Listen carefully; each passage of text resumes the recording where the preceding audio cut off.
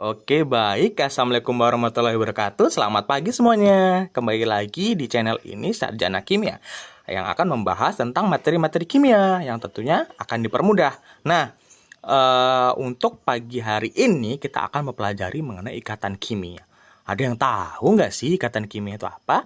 Ikatan kimia adalah kecenderungan suatu unsur atau atom itu membentuk molekul yang lebih tinggi atau senyawa yang lebih tinggi ya dengan cara berikatan, dengan cara membentuk atau menjalin hubungan gitulah kan.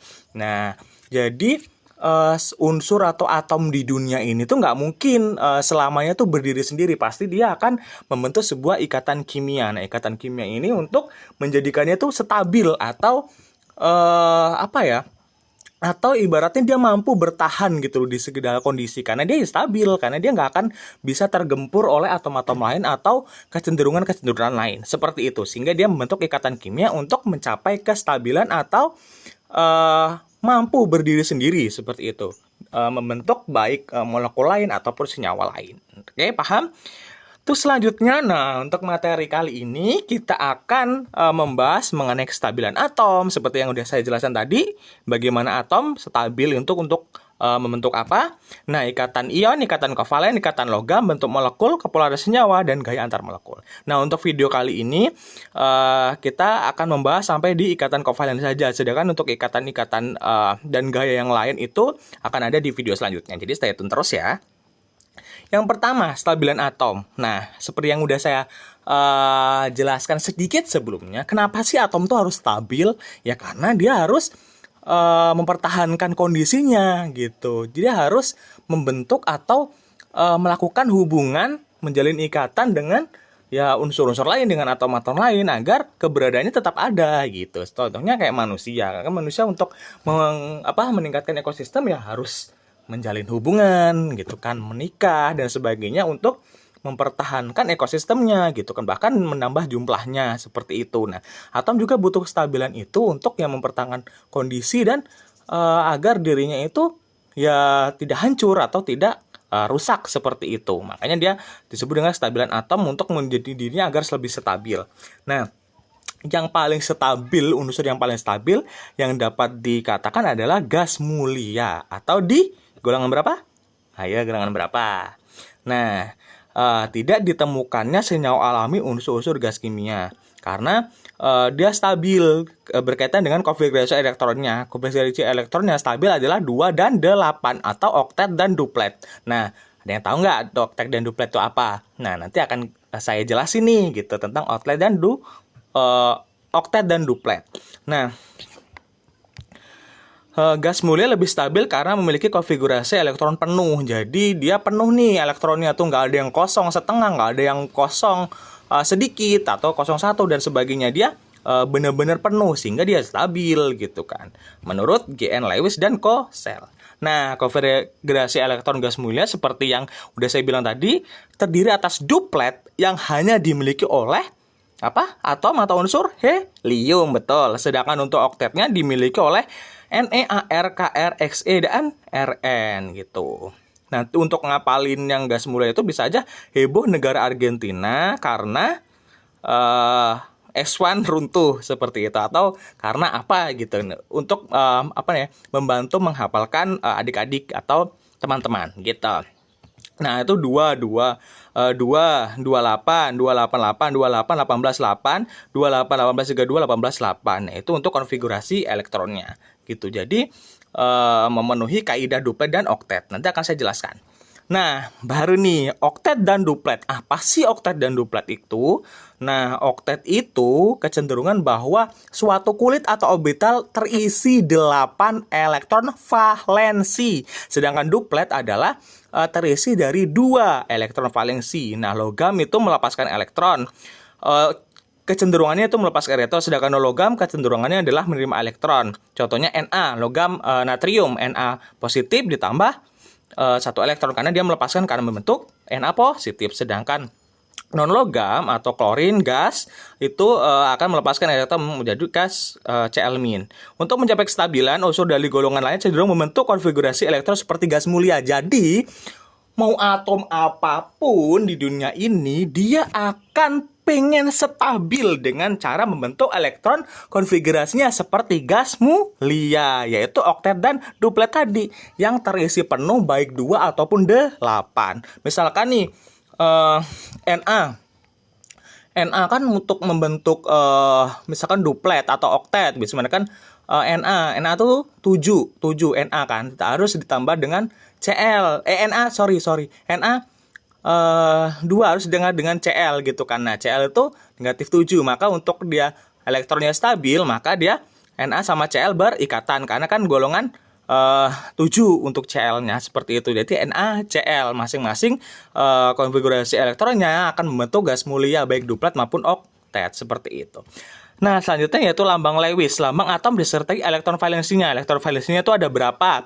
Contohnya Li ada 1, Na ada 1 elektron valensinya. Tapi kan untuk nomornya ada berapa? Nah, ada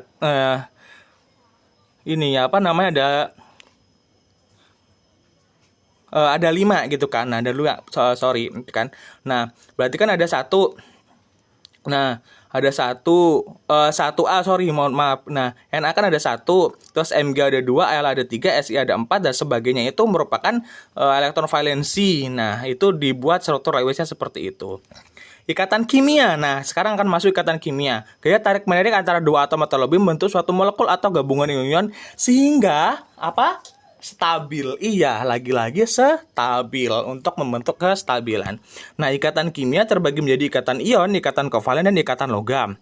Nah, ikatan ion itu biasanya terjadi dari ion-ion positif dan ion negatif. Contohnya Na+, terus Cl-, terus apalagi?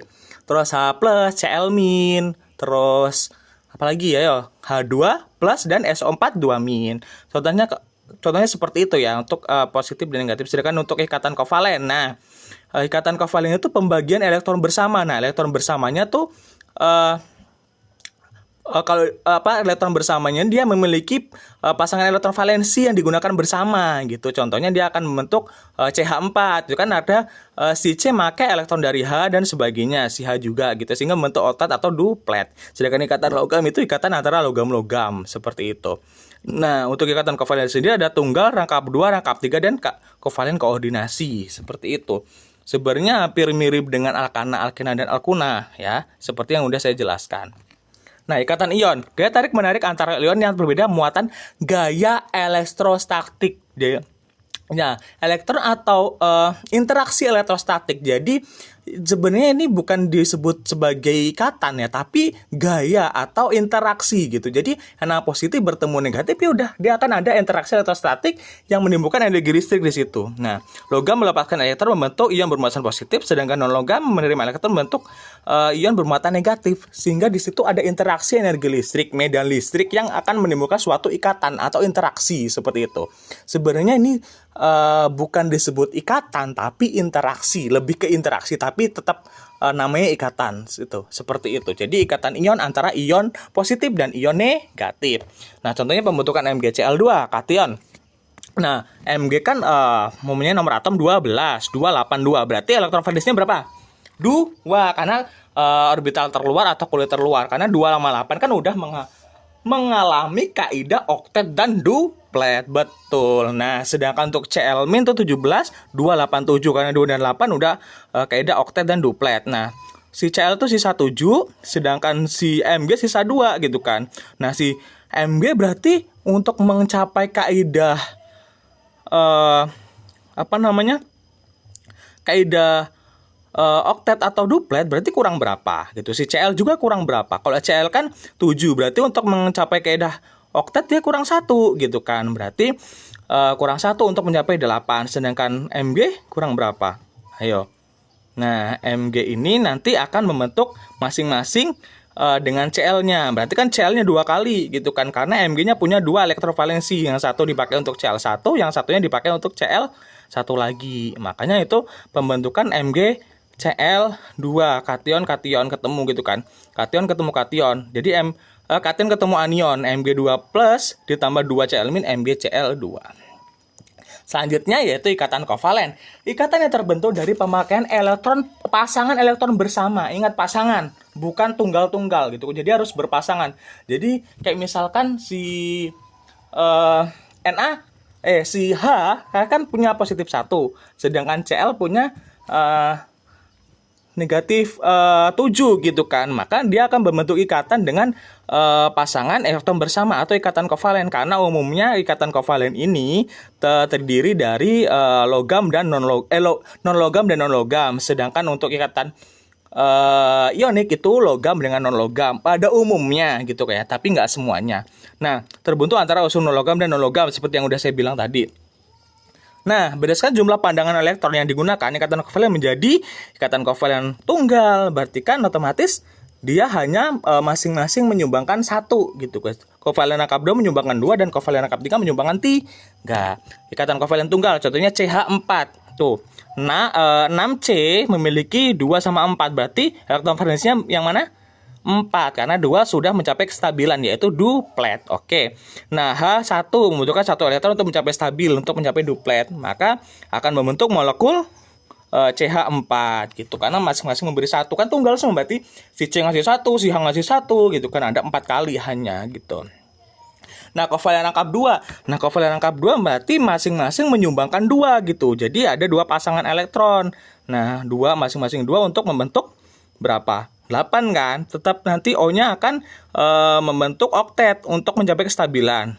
Bisa kita hitung untuk yang silang nih, Lewis yang silang 1, 2, 3, 4, 5, 6 ditambah 2 dari O yang bulat jadi 8. Begitu juga yang O yang bulat hijau ditambah dengan 2 silang dari O-nya, maka akan membentuk 8 gitu. Jadi ada punya pasangan elektron ikatan dan pasangan elektron bebas masing-masing, sehingga jumlahnya tetap 8 mencapai oktet. Betul gitu. Jadi rangkap 2 masing-masingnya menyumbangkan 2. Sedangkan